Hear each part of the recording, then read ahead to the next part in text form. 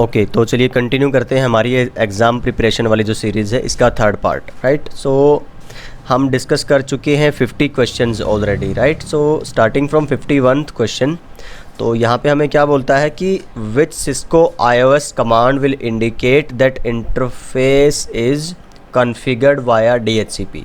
तो कैसे पता चलेगा आपको कि DHCP से IP दी हुई है या फिर आपने स्टैटिक तरीके से IP दी हुई है, राइट। सो आप देखिए शो इंटरफेस DHCP नो। तो चलिए मैं आपको इसकी एक सिंपल सी कमांड बता देता हूँ, 0/1 इंटरफेस। सो यस, जब भी आपको लेयर 2 की इन्फॉर्मेशन चाहिए हो तो आप करते हैं शो इंटरफेस ओनली। जब आपको लेयर 3 की इन्फॉर्मेशन चाहिए है then you write IP। So yes, ये कमांड आप याद रखिए, शो IP इंटरफेस गिग 0/1।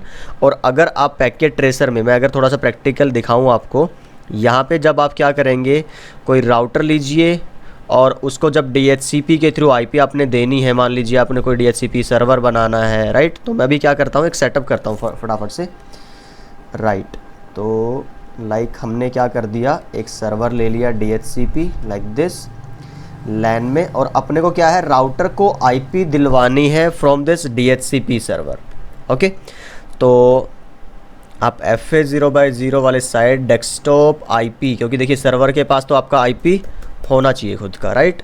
मैं इसको कॉपी कर लूँ एक बार ज़रा। डिफ़ॉल्ट गेटवे क्या यूज़ करेंगे, जो राउटर पे आप IP चाहते हैं। ओके, तो अब देखिए यहाँ अब सर्विसेज में जाएंगे, देन आप DHCP में जाएंगे, ऑन करेंगे पूल एंड डिफ़ॉल्ट गेटवे में बाद में बताऊँगा क्या रखना है आपको। फ़िलहाल 10.0 से ये सब कुछ डिफ़ॉल्ट रखिए और इसको आप सॉरी ये एग्जिस्ट तो करता है, आपको सेव करवाना है जस्ट, राइट। सो 10 का नेटवर्क हो गया यहाँ पे। फटाफट से FA 0/0 में जाते हैं जब हम, और यहाँ पे थर्ड मोड में जाके जब आप इंटरफेस FA 0/0 पे जाएंगे, वहाँ पे लिखेंगे, पहले तो क्या कर दो, उसको नो शट डाउन कर दीजिए, ठीक है, ताकि वो अप रहे। उसके बाद आप क्या करेंगे, IP address DHCP, right, enter करेंगे। अब जैसे ये लिंक आपका अप होगा यहाँ से, जो STP वाला, अब आप राउटर पे जाएंगे और चेक करेंगे जब शो IP इंटरफेस ब्रीफ, तो यहाँ देखिए राउटर को अभी तक IP अनअसाइंड है, ओके, DHCP से मिलनी है। So once again we will try. Okay, तो कुछ इशू है अभी हमारे पास। ओके, DHCP सर्वर पे जाएंगे, सर्विसेज में, DHCP में,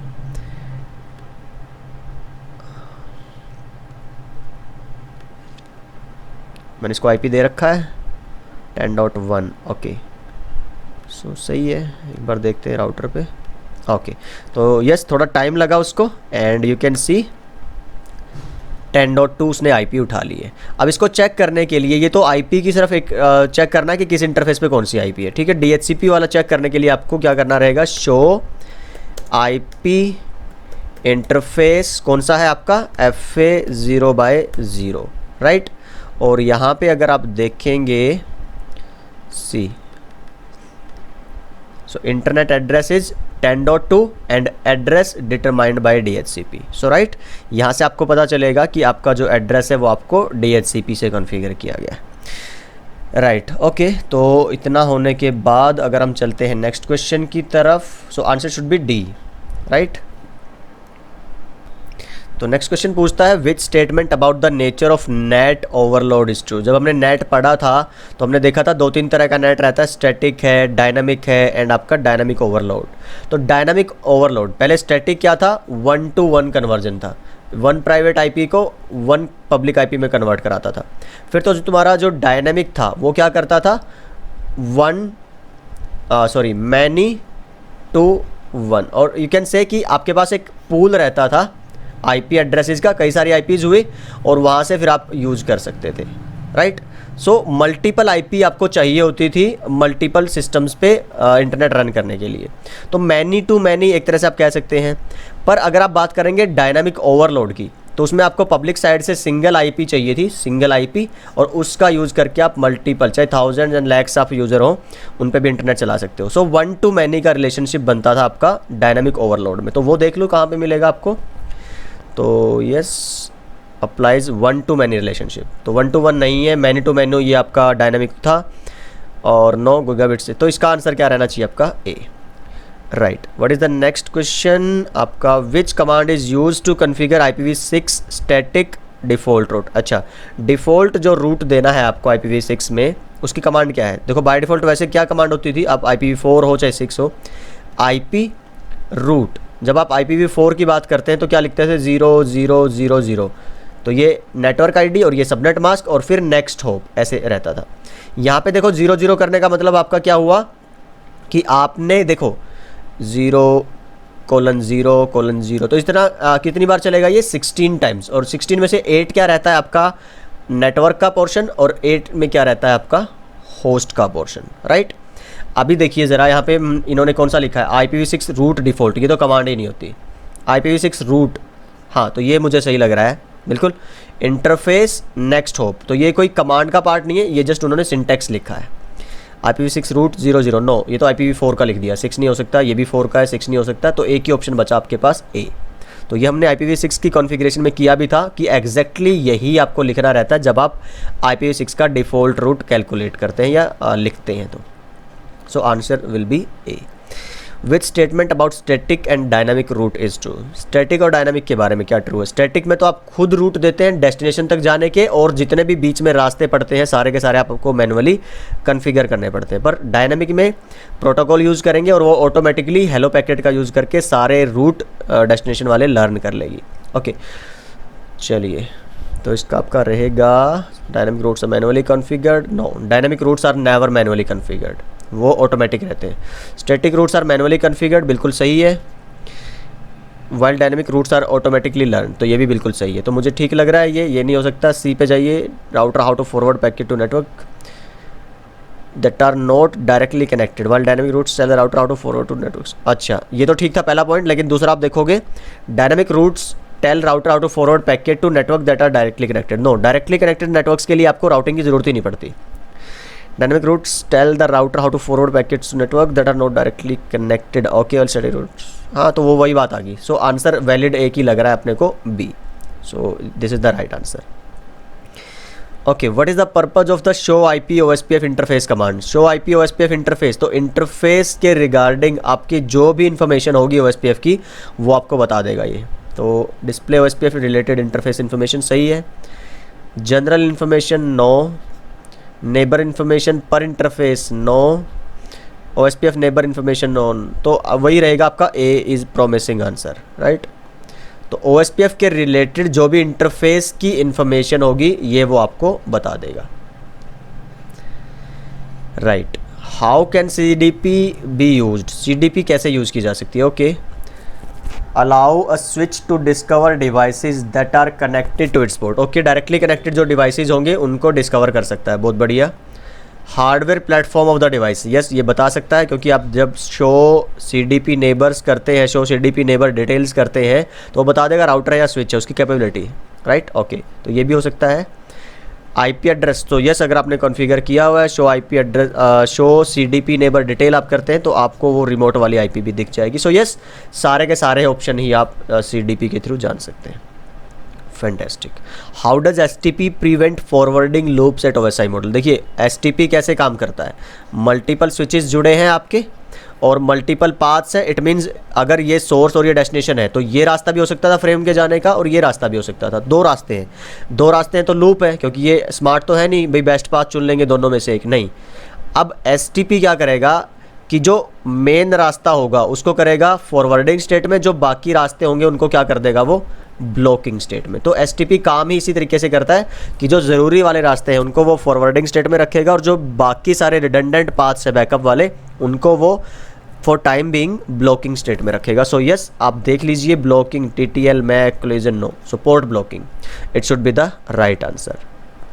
ओके, तो STP काम कैसे करता है आपका पोर्ट्स को ब्लॉक करके, right. Drag and drop the right options, तो ये आई थिंक हमारा है सबनेटिंग का, हाँ ओके। तो सबनेटिंग में मेरे से क्या है, इसने दे दी है प्रीफिक्स नोटेशन और मुझसे क्या पूछ रहा है वो नेटवर्क रेंज पूछ रहा है। तो आप देखेंगे ज़रा जब 19 लिखा है यहाँ पे, 19 का मतलब क्या हुआ 3 bits on and okay on bits are 3। Then आप देखेंगे इसमें होस्ट बिट कितनी है 32 - 19, 13 13 बिट है, क्योंकि प्रीफिक्स नोटेशन लिखने का मतलब क्या होता है, नेटवर्क की बिट्स। तो जो बची हुई बिट्स हैं वो आपकी किसकी रहेंगी, होस्ट की। और बची हुई कैसे कैलकुलेट करते हैं, आईपी टोटल कितने का था, 32 का, नेटवर्क की 19 है, तो होस्ट की कितनी बची आपकी 13। अच्छा, अब 5 बचेंगी थर्ड ऑक्टेट में। पहले ऑक्टेट में होस्ट की कोई बिट नहीं है, दूसरे में भी होस्ट की कोई बिट नहीं है, थर्ड में 5 है और फोर्थ में तो 8 की 8 बची हुई है। अच्छा, इसके बेस पे मैं रेंज निकालता हूँ, 2 की पावर 5 2 की पावर 8, तो 32 256। यहाँ से रेंज कितनी आई, 0 से 31, और रेंज कितनी आई, 0 से 255। आप देख लो, थर्ड में 0 से 31 और लास्ट में 0 से 255, किस में मिलेगा आपको, you can see here 0 to 31 and 0 to 255। तो ये रहेगा इसका आंसर, राइट। फिर आप देख लो 23 में क्या है, आपका बचेंगी 11 बिट्स ऑफ, तो 3 रहेंगी आपकी थर्ड ऑक्टेट में, 8 रहेंगी आपकी लास्ट ऑक्टेट में। तो 8 256 अगेन, 8 का मतलब 0 से 7, 256 का मतलब 0 से 255, ऐसे आपको काउंट करना है। अब देख लो ये रेंज किस में है, 0 to 7। अच्छा, कुछ गड़बड़ कर दी हमने, 0 to 7 नहीं रहेगा, वंस अगेन 23 का मतलब क्या होगा, 32 minus 23, so it should B 9। Okay, तो 1 बिट रहेगी थर्ड ऑक्टेट में और 8 रहेंगी लास्ट में। तो 2 की पावर 1 2 की पावर 8, 2 256, सो रेंज रहेगी 0 to 1 एंड 0 to 255। तो ये देखो किस में मिलेगा आपको, ये आला आंसर होना चाहिए इसका। तो इसी तरह से आपको ये सारे के सारे निकालने हैं, आप एक बार देख लीजिए। अगर कोई आपको डाउट रहता है, कोई आपको क्लैरिटी और ज़्यादा चाहिए इसमें, तो या तो आप सबनेटिंग वाली वीडियोस देख लीजिए एक बार जाके, या फिर मुझे कमेंट में बताइए कि कहाँ पे इशू आ रहा है, right. How do TCP and UDP differ in the way that they establish A connection between 2 and points. तो 2 एंड पॉइंट के बीच में कनेक्शन जब TCP एंड UDP करते हैं तो कैसा, TCP use the 3-way handshake, बहुत सही है बिल्कुल। UDP does not guarantee message delivery, सही दिख रहा है मेरे को तो यही। बाकी आप देख लो ज़रा, synchronize UDP no, UDP acknowledgement नहीं यूज़ करती, UDP reliable message transfer no, TCP no, बिल्कुल गलत। तो यही एक आंसर हमें ठीक लग रहा है। बाकी आप देख लेना D भी गलत ही मिलेगा, ठीक है, क्योंकि इन्होंने पहले ऑप्शन में ही आपको दे दिया है कि yes this is the right answer. Okay, so next question की तरफ बढ़ते हैं एक बार हम। और यस, ये क्वेश्चन थोड़ा सा आपको याद रखने वाला है, which frame type is association response. Association का मतलब समझिए, ये एक्सेस पॉइंट है, ये आपका कोई मोबाइल डिवाइस, कोई क्लाइंट है या लैपटॉप भी हो सकता है आपका, और आपको वाईफाई की कनेक्टिविटी आपको चाहिए। तो ये जो कनेक्शन रहेगा इसको बोलते हैं एसोसिएशन। जब भी कोई क्लाइंट जुड़ता है एक्सेस पॉइंट के साथ ना, that is known as association, ठीक है। तो एसोसिएशन का रिस्पॉन्स आपके ना मैनेजमेंट फ्रेम्स होते हैं, तो ये आपको ध्यान रखना है, ठीक है, राइट। तो अच्छा, एक ऐसे भी याद रख सकते हैं कि मैनेजमेंट का जो मतलब है वो एक्चुअली ये है कि आप कोई रियल डाटा ट्रांसफ़र नहीं कर रहे हैं फिलहाल। It means you are just managing, right. Management क्या, आपको डिवाइस की कनेक्टिविटी, उनकी रीचेबिलिटी और वो सब कुछ मैनेज कर रहे हैं आप फिलहाल। तो अभी आपको क्या है, कोई रियल एक्शन नहीं हो रहा है, मीन्स कि रियल में कोई आपको डाटा ट्रांसफ़र नहीं करना है। आप जस्ट डाटा ट्रांसफ़र करने के लिए, जैसे TCP करता है ना, कनेक्शन बनाता है पहले, तो उस तरह से पहले आप एसोसिएशन के फेज़ में हैं, right. So that is by management frames. Next क्या बोलता है मेरे को, in which way does the spine and leaf architecture allow for scalability. अच्छा, कहता है कि कुछ आपने डिवाइसेस, पहले थोड़ा सा समझ लीजिए स्पाइन एंड लीफ में कैसे रहता है, मैं आपको रिवाइज करवा देता हूँ थोड़ा सा। ये आपके स्पाइन्स लीव्स हैं, लीफ स्विच, और फिर आपके आते हैं स्पाइन स्विचेस, इस तरह से जुड़े रहते हैं। और क्या रूल होता है जोड़ने का, जो जितने भी लीफ हैं सारे के सारे स्पाइन से जुड़े रहते हैं, और सारे के सारे स्पाइन जो स्विचेस हैं वो सारे के सारे लीफ से जुड़े रहते हैं। दूसरा, ये डायरेक्टली नहीं जुड़ेंगे और ये भी डायरेक्टली ऐसे नहीं जुड़ेंगे। इसका मतलब अगर इसको इससे जुड़ना है तो वो कहाँ से जाएगा आपका, इस तरह से। तो 3 वे है, 1 2 3। ओके, तो उसके बाद ये कह रहा है कि ये पोर्ट कम पड़ गया आपको, यहाँ पे डिवाइस आपने लगा दिए, और डिवाइसेस लगाने हैं तो एक और स्विच लगाना है। तो स्विच कहाँ लगेगा, इसके साथ, नो, इसके साथ, सो यस। आप देखिए कि फिर कौन सा ऑप्शन में मिलेगा, spine switch can be, okay, spine switch and leaf switch can be added. तो स्पाइन तो नहीं, आपको कौन सा चाहिएगा, लीफ चाहिएगा ना, एंड डिवाइसेस जोड़ने के लिए। स्पाइन स्विच नो, लीव्स का ही रहेगा, राइट। तो स्पाइन को छोड़ दो, क्योंकि एंड डिवाइसेस जो आपके रहेंगे वो डायरेक्ट स्पाइन पे कभी भी नहीं लगेंगे, ये तीसरा रूल है, वो आपके हमेशा लीफ स्विचेस पे लगेंगे। तो leaf switch can be added with connection to every spine switch, ठीक है, बिल्कुल सही बात है, क्योंकि हर एक लीफ स्विच हर एक स्पाइन स्विच से जुड़ा रहता है। Leaf switch can be added with a single connection to a core spine switch, no no no, single connection नहीं होता, मल्टीपल, जैसे मैंने आपको बताया, सिंगल जो एक लीफ है वो सिर्फ एक ही स्पाइन से नहीं जुड़ा रहेगा, वो सबसे जुड़ा रहेगा, right. So it should be C answer. Okay then, so what is the next question? Which statement identifies the functionality of virtual machines? Okay, देख लेते हैं।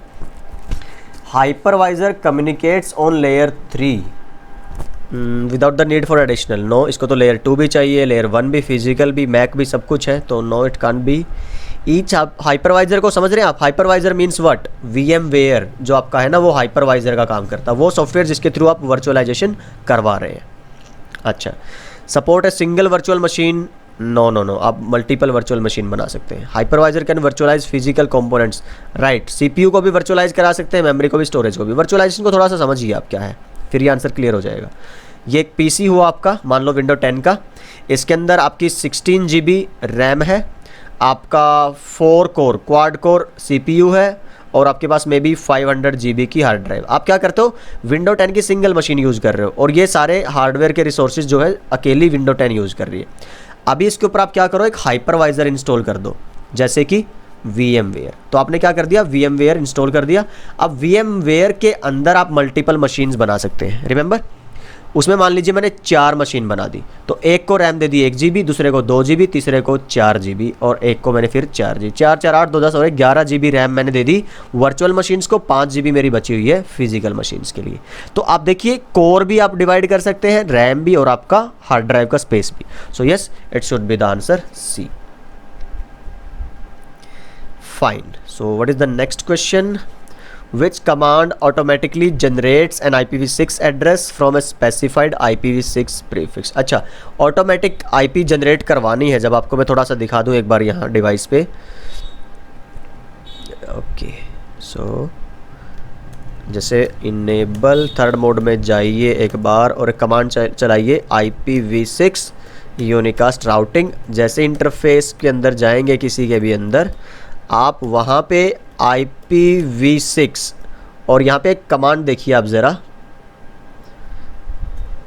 Address and this one auto config, can you see that?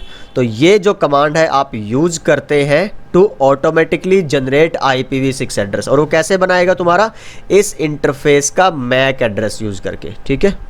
अब अगर आप देखेंगे ज़रा, IPv6 address auto config जब enter करेंगे और शो IPv6 इंटरफेस ब्रीफ अगर आप करेंगे यहाँ पे, तो ये देखो, आपने अभी तक कोई मैनुअल नहीं दी ना, तो उसने कौन सी IP पिक कर ली तुम्हारी, लिंक लोकल वाली, ऑब्वियसली, क्योंकि वो कौन सी IP उठाएगा फिलहाल, लिंक लोकल, राइट। अभी लिंक लोकल की कौन सी रहती है, कहाँ से स्टार्ट होता है, FA80 से, यहाँ से मैंने पहचाना है। आप ध्यान से देखिए ये वाला पार्ट, ED01, ED01, और ये इसका मैक एड्रेस मिलना चाहिए आपको, FA0/0 का, ध्यान से देखेंगे। सो FA0/0 दिखा नहीं रहा क्या मेरे को? Okay, maybe just a second. Okay, so यहाँ से अगर नहीं देख पा रहे हैं कोई इश्यू नहीं है। यस, ये क्या आप देख पा रहे हैं, ED01 इस तरह से। अच्छा, अगर यहाँ से नहीं भी देख पाए ना, रियल में कैसे देखेंगे, जैसे अभी हमें चैलेंज आ रहा था, तो शो इंटरफेस FA0/0, यहाँ पे आप जाएंगे, इसका मैक एड्रेस आपको पता चल जाएगा।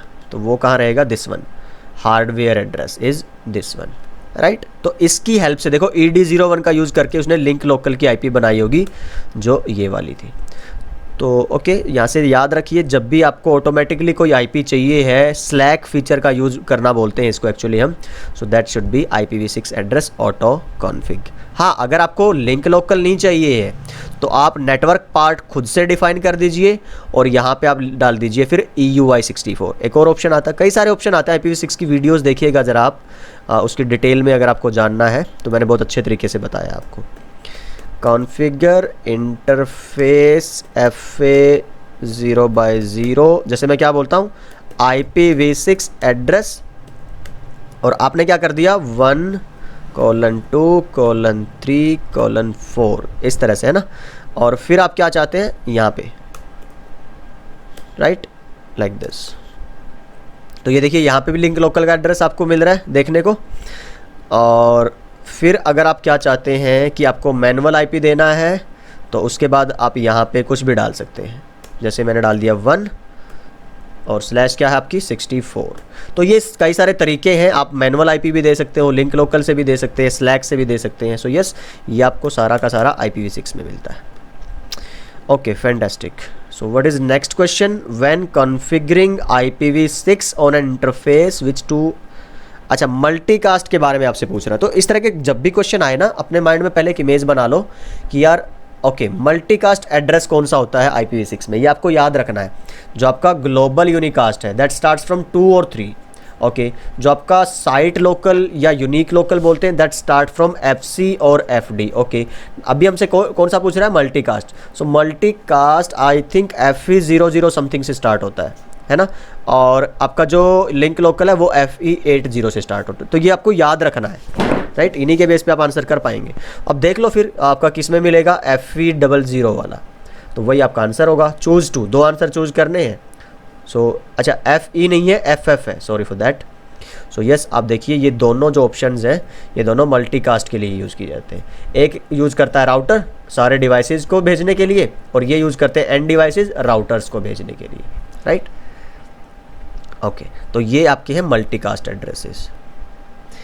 नेक्स्ट क्वेश्चन आपका रहेगा, विच 2 circumstances can prevent 2 router from, अच्छा OSPF के अंदर नेबरशिप नहीं बन पा रही है किसी रीज़न से, तो चेक करिए कि वो कौन से 2 रीज़न हो सकते हैं। तो अगर आपको याद हो नेबरशिप की जो हमने कंडीशन वाली वीडियो देखी थी OSPF वाली सीरीज़ में, उसमें कुछ कंडीशन पड़ी थी। पहला, एरिया जो ID है वो सेम होनी चाहिए आपकी एक लिंक पे। मान लो अगर ये 2 राउटर हैं आपके R1 R2, तो इधर अगर ये 10.1 है, इधर 10.2 है, तो 10.1 को अगर आप एरिया 0 में रख रहे हैं तो 10.2 इस इधर वाली साइड पे भी 10 के नेटवर्क को आपको एरिया 0 में रखना पड़ेगा, पहली चीज़। दूसरा, इसमें आपको टाइमर्स की वैल्यू क्या रखनी पड़ेगी, सेम रखनी पड़ेगी, सेम टाइमर। एक लिंक पे मान लो 1040 है, दूसरे पे 515 हो सकते हैं, 520, बट पर लिंक अगर इस लिंक के इस साइड पे आपने वैल्यू चेंज करके 10 से हेलो टाइमर 5 किया है, तो इधर भी आपको चेंज करना पड़ेगा, राइट। प्रोसेस ID से अपने को कोई लेना देना नहीं है, ACL से नहीं देना देना है। Mismatch autonomous system number AS number से आपका रहता है EIGRP में, तो यस EIGRP में अगर AS नंबर मिसमैच होते हैं तो कम्युनिकेशन नहीं आएगा, नेबरशिप नहीं आएगी। पर OSPF में AS नंबर का कोई इशू नहीं है, हमें प्रोसेस ID देखनी रहती है। So yes, mismatch hello timer and dead timer, एक तो ये इशू हो सकता है। दूसरा, same router ID on both device, no, ये कभी भी नहीं हो सकता। OSPF में जो पहचान है राउटर्स की वो राउटर ID से ही है, तो इसकी डिफरेंट, इसकी डिफरेंस, राउटर ID हमेशा यूनिक होनी चाहिए। तो हमें हमारे जवाब मिल चुके हैं, it is this one, D and E, unique router ID। अब अगर राउटर ID का आपको क्लैरिटी नहीं है तो थोड़ा सा मैं बता देता हूँ फिलहाल आपको, अदरवाइज़ वो वीडियो देख लीजिएगा एक बार राउटर ID वाली। राउटर ID बाय डिफ़ॉल्ट देखो, सबसे पहले इस इंटरफेस पे जो हाईएस्ट फिजिकल IP है, जैसे 10.1 20.1, तो हाईएस्ट कौन सी होगी 20.1 ना, ये राउटर ID बनती है। फिर अगर आपने इस पर लूप बैक भी क्रिएट कर रखे हैं, जैसे इंटरफेस लूप बैक 0 और उस पर दे दिया आपने 5.1, तो अब वो इनको देखेगा ही नहीं। लूप बैक की जो IP है हाईएस्ट, मान लो 2 लूप बैक है, एक 5.1 है और एक 6.1 है, तो इन पे जो हाईएस्ट IP रहेगी वो आपकी क्या बनेगी, this one is your router ID। फिर अगर आप मैनुअली कॉन्फ़िगर करते हो, मैनुअली कैसे कॉन्फ़िगर करते हैं, जाइए राउटर में, राउटर OSPF 10, यहाँ पे एक कमांड आती है राउटर -ID, यहाँ पे आप जो मिनिमम भी डाल देंगे यही आपकी क्या बनेगी, राउटर ID, क्योंकि आपने खुद कॉन्फ़िगर की है, राइट। तो ये number 1 priority, loop back number 2 priority, और फिजिकल इंटरफेसेस पे नंबर 3 प्रायोरिटी। इस तरह से आप राउटर ID कॉन्फ़िगर करते हैं, right. Which 2 statements about eBGP, अच्छा BGP की बात करते हैं। तो एक चीज़ याद रखिए, जब भी आप BGP की नेबरशिप कराएंगे तो OSPF EIGRP, ये जो इंटरनल राउटिंग प्रोटोकॉल है, इंटरनल गेटवे प्रोटोकॉल्स, इनमें नेबरशिप ऑटोमेटिक होती है। आप सिर्फ अपने रूट्स डालिए अपनी प्रोटोकॉल में, नेबर्स को वो अपने आप हेलो पैकेट्स के जरिए आइडेंटिफाई कर लेगा, नेबरशिप बन जाएगी अगर सारे पैरामीटर सही है तो, राइट। आपके लाइक टाइमर्स हैं, राउटर आईडी एंड एवरीथिंग, जो हमने लास्ट क्वेश्चन में डिस्कस किया है। पर जो बीजीपी है उसमें नेबरशिप आपको ना ऐसे बनानी पड़ती है, राइट, कि जैसे आप लिखेंगे राउटर OSPF की जगह इसमें क्या लिखेंगे, बीजीपी। तो बीजीपी रन करने की थोड़ी सी कमांड बता दूं आपको, राउटर बीजीपी और आपका AS नंबर मान लीजिए 5003। फिर यहाँ पे आपको ना नेबर की कमांड के ज़रिए उस नेबर वाले की IP डालनी पड़ती है मैनुअली, राइट। तो यहाँ पे अगर आप देखेंगे ऐसा ही कुछ आपको कोई पॉइंट मिलेगा 66 नंबर क्वेश्चन में, right. So 2 devices must reside in different AS number, absolutely right, है ना। क्योंकि बीजीपी का मतलब क्या हुआ, एक डिफरेंट ऑर्गेनाइजेशन, दूसरा डिफरेंट ऑर्गेनाइजेशन। और जो ऑर्गेनाइजेशंस हैं इंटरनेट पे आपके कैसे सेपरेट किए जाते हैं, ड्यू टू AS नंबर। जो इंटरनली आप डिवाइसेस को आइडेंटिफाई कैसे कराते हैं, IP एड्रेस से, पर एक्सटर्नली इंटरनेट में आप कैसे आइडेंटिफाई करवाते हैं डिफरेंट नेटवर्क्स को, by using their AS numbers, right. तो ये डिफरेंट होने चाहिए, तो बिल्कुल सही है, ये आपका वैलिड पॉइंट है। दूसरा, neighbours must be specifically declared in the configuration, तो ये मैंने अभी बताया आपको, ये आपको खुद से मैनुअली डिक्लेयर करने पड़ते हैं बीजीपी के अंदर नेबर्स। तो नोट डायनामिकली नहीं होगा, सेम ऑटोनोमस में नो, तो ये आपका नहीं, इसमें थोड़ी अलग चीज़ें रहती है, हम बीजीपी में डिस्कस करेंगे ये सारी बातें। बट फिलहाल आप याद रखिए ये 2 पॉइंट आपके लिए वैलिड रिस्पॉन्सेज है। अच्छा, नेक्स्ट क्वेश्चन पे चलते हैं। 67, Which 2 pieces of information can you determine from the output of show NTP status? अच्छा, NTP याद होगा, हमने टाइम को सिंक करने के लिए एक प्रोटोकॉल थी, तो हमने यूज़ किया था IP सर्विसेज के अंदर। तो NTP के रिगार्डिंग शो NTP स्टेटस जब आप कमांड चलाएंगे तो क्या रहेगा, आप रन करके देखेंगे जब आप एक रियल एनवायरनमेंट में, तो आपको अब चेक करेंगे अगर whether the NTP peer is statically configured, no, IP address of the peer, हाँ, आपको पीयर का अपना जो नेबर है जहाँ से आपने अपनी क्लॉक को सिंक किया है, मीन्स जहाँ से आप टाइमिंग उठा रहे हैं, ठीक है। इसमें होता क्या है, जैसे ये राउटर मल्टीपल जुड़े हैं ना इस तरह से, तो स्ट्रेटम लेवल का एक कंसेप्ट आता है, इसके लिए ये सर्वर का काम कर सकता है, इसके लिए ये सर्वर का, और इसके लिए ये सर्वर का। तो थोड़ा सा कंसेप्ट है, आप देखिए NTP वाली वीडियोज़ जो हमारी हैं चैनल पर, और थोड़ा पढ़िए इसके बारे में। बट यस, अभी NA पे हमने इतना डिस्कस नहीं किया NTP को, आगे कभी टाइम मिलेगा और रिक्वायरमेंट आएगी तो NTP को हम डिटेल में डिस्कस करेंगे विद प्रैक्टिकल एग्जांपल्स। फिलहाल आप याद रखिए, एक तो ये वाला पॉइंट आपका रहेगा कि जिसको भी आप एज ए सर्वर यूज़ कर रहे हैं अपने टेबल को, अपने टाइम को सिंक करने के लिए, उसकी IP आप देख सकते हैं NTP server no, clock is synchronize. तो यस, एक ये आपका रहेगा आपकी IP, और वो उसकी सिंक थी कि नहीं है जिससे आप अपनी सिंक कर रहे हैं टाइमिंग। अभी थोड़ा सा आपको थ्योरेटिकल लगेगा, but yes, B and D are the right answers. फिलहाल आप देख लीजिए सिर्फ क्वेश्चन के हिसाब से, क्योंकि अभी हमने कोई इसका एज सच डायरेक्ट प्रैक्टिकल इस हिसाब से नहीं करके देखा है ना, इतना बड़ा प्रैक्टिकल हमने नहीं किया था वीडियो के अंदर भी, right. Which keyword in A net configuration enables the use of one outside IP for inside multiple host. One outside IP याद है, 1 to many, 1 to many किस में चलता है आपका, डायनामिक ओवरलोड के अंदर। रिमेंबर कि जब एक ही IP लो इंटरनेट से और उसी से आप लैन में जितने PC होंगे सब पे इंटरनेट चलाइए, तो ओवरलोड का मतलब पैट, याद है, पोर्ट एड्रेस ट्रांसलेशन। तो कौन सा कीवर्ड यूज़ करोगे आप, देखिए D नंबर पे समझ आ जाएगा, ओवरलोड। तो डायनामिक और डायनामिक ओवरलोड में फ़र्क यही है कि मान लो डायनामिक में आपने 5 IP खरीदी, तो अंदर आप सिर्फ 5 PCs पे इंटरनेट चला पाओगे, पर डायनामिक ओवरलोड का मतलब आपने 4 नहीं 5 नहीं सिंगल IP खरीदी और इन्हीं से आप मल्टीपल सिस्टम्स पे इंटरनेट रन कर सकते हो, right. Okay, then next question is by viewing the routing table. अच्छा, राउटिंग टेबल से आप कौन सी 2 बातों का पता लगा सकते हो। अच्छा, ACL की entry, whether ACL was applied inbound, no, routing table में तो ACL का कोई लेना देना नहीं है। EIGRP और BGP autonomous system, no, AS number आप नहीं देख सकते हैं इससे, ठीक है। Whether administrative AD, okay, was manual, हाँ, AD की तो आप डिटेल जान सकते हैं ना, याद है आपको, आप ऐसे रहता है, पहले AD लिखी रहती है और फिर आपकी मैट्रिक लिखी रहती है इस तरह से इन ब्रैकेट्स में। सो यस, इनकी आप इन्फॉर्मेशन जान सकते हो। ये नहीं था, then yes C and okay. बाकी 2 ऑप्शंस कौन से हैं हमारे पास, which neighbour adjacencies are enabled, established, okay. Neighbour adjacencies की बात तो नहीं करता, ये तो आपको डायरेक्ट रूट देता है डेस्टिनेशन तक जाने के लिए, तो I don't think so. Length of the time, हाँ ये आपको दिखाता है, वहाँ पे टाइम स्टैम्प दिखाएगा। देखो जब भी आप कभी, सो इसका आंसर मैं बता दे रहा हूँ कि सी एंड ई, राइट, ओके। कैसे, आप जब भी जाएंगे किसी राउटर की राउटिंग टेबल में, और जब कैसे, क्या कमांड थी राउटिंग टेबल चेक करने की, राइट, शो आईपी रूट। आप यहाँ पे अभी तो देखो फ़िलहाल कुछ है नहीं, हमने कोई रूट नहीं डाला हुआ है आई थिंक, है ना।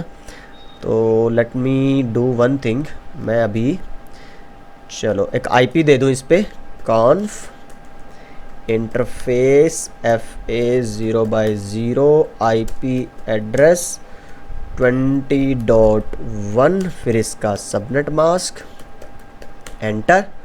नो शट तो शायद मैंने पहले कर दिया, अच्छा आईपी भी तो शायद हमने दी थी ना इसको DHCP से, चलो कोई बात नहीं। एग्जिट करिए और फिर इस पर चला दो राउटर OSPF 10, राइट। फिर इसको नेटवर्क दे दो, कौन सा था 20 वाला, फिर इसको वाइल्ड कार्ड मास्क आप दे दीजिए ज़रा। मैं अभी OSPF कॉन्फ़िगर कर रहा हूँ वो प्रैक्टिकल दिखाने के लिए। एरिया किस में डाल दो, 0 के अंदर, ठीक है। चलिए अभी अगर मैं क्या करूँ, शो आईपी रूट दोबारा रन करता हूँ। यहाँ पे देखिए आपको डायरेक्टली कनेक्टेड दिखा रहा है, तो इसमें तो मेरे को टाइम स्टैम्प नहीं दिखा रहा। अगर आप राउटिंग कर देंगे ना इस तरह से, तो आपको दिखाएगा ये रूट कितने टाइम से इस राउटिंग टेबल के अंदर है, ठीक है। वो आप करके देखिए तो इसका आपको अंदाज़ा हो जाएगा कि मैं क्या कहना चाहता था। Okay then, so what is the next question, which NAT term is defined as a group of address available for NAT use. सोचिए ज़रा क्या हो सकता है जब आपको मल्टीपल आईपीज़ डिफाइन करनी है। अगर आपको याद हो डायनामिक ओवरलोड या फिर डायनामिक जब हमने कॉन्फ़िगर किया था तो हमने एक पूल बनाया था, रिमेंबर, मल्टीपल आईपीज़ थी आपकी 10, 15, 20, उनको एक पूल से लिखा था हमने, पूल और नेम दे दिया था, जैसे कोई भी एक टेस्ट पूल या टेस्ट नेट कुछ भी। तो ग्रुप ऑफ एड्रेसेस अवेलेबल को आप क्या बोलते हैं, नेट पूल। और आईपी में भी ऐसा ही बोलते हैं ना, आईपी पूल। जब आप DHCP से कॉन्फ़िगर करते हैं तो DHCP सर्वर के पास एक पूल ऑफ आईपी एड्रेसेस होता है, उसमें से फिर वो लीड्स पे देता है क्लाइंट्स को आईपी एड्रेस यूज़ करने के लिए, right. So that is NAT pool. अच्छा, which command is use to enable LLDP globally. अच्छा, ग्लोबली एंड इंटरफेस बेसिस है ना, दो रहती हैं। अगर CDP या LLDP आपको रन करनी है ग्लोबल मोड पे, तो वहाँ पे आपको लिखना रहता है LLDP या CDP रन। इंटरफेस मोड में करना है तो आप इंटरफेस पे जाइए, इंटरफेस FA0/1 या जो भी है, और वहाँ पे आपको लिखना रहता है LLDP इनेबल LLDP या कुछ ऐसा ही था, मैं देख लूँ एक बार, LLDP इनेबल या इनेबल LLDP। कॉन्फ में जाइए, इंटरफेस FA0/0, और यहाँ पे अगर आप देखेंगे CDP मिलेगा क्या अपने को, CDP यस इनेबल। तो कमांड क्या रहेगी, CDP इनेबल या फिर LLDP इनेबल इंटरफेस में। पर ग्लोबल मोड में क्या कमांड रहेगी, LLDP run, this one. Okay then, fantastic. So what is the next question, Which command should you enter to configure a device as NTP server? NTP server आपको एक बनाना है device को, कौन सी command use करेंगे आप? तो NTP server की command yes आप दे सकते हैं, पर ये उस केस में है जब आपको क्या है कोई अलग से NTP सर्वर लगाना। मान लो मेरे को ये PC, मेरा ये लैपटॉप ही NTP सर्वर बनाना है, सो दैट इज़ NTP सर्वर और इस लैपटॉप की IP, ठीक है। लेकिन अब अगर आपको एक नेटवर्क में जो राउटर है मान लीजिए उसको बनाना है NTP सर्वर, और मैंने अभी क्या बताया था, लास्ट टू लास्ट शायद एक क्वेश्चन आया था NTP वाला कि मल्टीपल राउटर ऐसे हो सकते हैं आपके, और उनमें से आपको क्या बनाना है, एक राउटर को मास्टर बनाना है कि जो इसका टाइम है वो हर एक डिवाइस पे जाए। तो ये NTP मास्टर की कमांड से आप क्या करते हैं, कॉन्फ़िगर करते हैं, ठीक है। तो NTP सर्वर, NTP मास्टर, ये आप दोनों ही यूज़ कर सकते हैं। तो दैट डिपेंड्स कि आपको क्वेश्चन किस तरह का पूछा गया है। अच्छा, ओके। सो नेक्स्ट क्वेश्चन रहेगा 73, विच फीचर और protocol determines with the whether the QoS on the network. अच्छा, ये कुछ वैसा क्वेश्चन है, मैं थोड़ा सा समझा दूँ। ये मान लो ISP है, ये मान लो आपका कमर्शियल, आपका एंटरप्राइज नेटवर्क है, यहाँ पे आपने राउटर पे ISP से ले रखा है इंटरनेट का connection, okay, public IP and all that. यहाँ पे QoS मतलब कि उन्होंने बोला है आपको जो एग्रीमेंट साइन हुआ है कि वो आपको 99.99% का अप टाइम देंगे और आपको वो 100 Mbps की स्पीड देंगे। अब इसको मेज़र कैसे करेंगे आप नेटवर्क में, है ना? तो इस डिवाइस पे एक कॉन्फ़िगरेशन आती है जिसको बोलते हैं IPSLA, सर्विस लेवल एग्रीमेंट की। तो वो मैं करवाऊँगा किसी दिन आपको, CCNP की वीडियोस में शायद हम डालेंगे ये वाला पार्ट। तो yes, that concept is known as IPSLA। So yes, this is the answer. Refer to the exhibit and which feature is enabled by this configuration. ये जो हमने कॉन्फ़िगरेशन लिखी है IP, देन आपका NAT pool and test pool, तो ये देखो ये उस पूल की बात कर रहा था। तो इस तरह का पूल आपको कौन से वाले नेट में बनाना पड़ता है अगर आपको याद हो तो that is in your dynamic net. Okay, PAT में आप बना सकते हैं, सिंगल IP रख सकते हैं पूल में, पर ज़रूरी ही नहीं है, आप उसको डायरेक्टली भी कॉन्फ़िगर कर सकते हैं। और स्टैटिक में तो आपको वैसे भी पूल बनाने की ज़रूरत नहीं पड़ती है, right. So last question of the day, in a CDP environment, okay, what happens when the CDP interface on an adjacent device? अच्छा, तो कह रहा है कि उधर वाला जो रिमोट डिवाइस है उस पर आपने IP नहीं दी है, ठीक है? तो क्या प्रॉब्लम है? ये जो अपनी आउटपुट देगा CDP बताएगा जो हमें उस नेबर के बारे में, उसमें उसकी IP के बारे में नहीं बताएगा। सिंपल, तो देख लो किसमें ये मिला आपको ऑप्शन। बिकम नहीं, इनऑपरेबल नहीं बनेगा क्योंकि CDP लेयर 2 की प्रोटोकॉल है, राइट? तो वो बिना IP के भी चलेगी। तो अनदर किसी और इंटरफेस का यूज़ कर लेगा IP? नहीं बॉस, ऐसा नहीं है। ऑपरेट करेगा नॉर्मली, यस बिल्कुल ऑपरेट नॉर्मली, ये भी सही लग रहा है, but it cannot provide IP address of neighbour. It cannot provide any information, तो मतलब कुछ भी नहीं दिखाएगा। नहीं, इन्फॉर्मेशन तो दिखाएगा, सिर्फ IP की इन्फॉर्मेशन वो नहीं दिखाएगा। So C is your valid answer. So yes guys, I hope this video was informative for you and हमने अगेन नेक्स्ट 25 क्वेश्चन यहाँ पे डिस्कस किए हैं and I hope to see you guys in next video. और तब तक के लिए सीखते रहिए, सिखाते रहिए और मस्त रहिए। Bye bye, take care.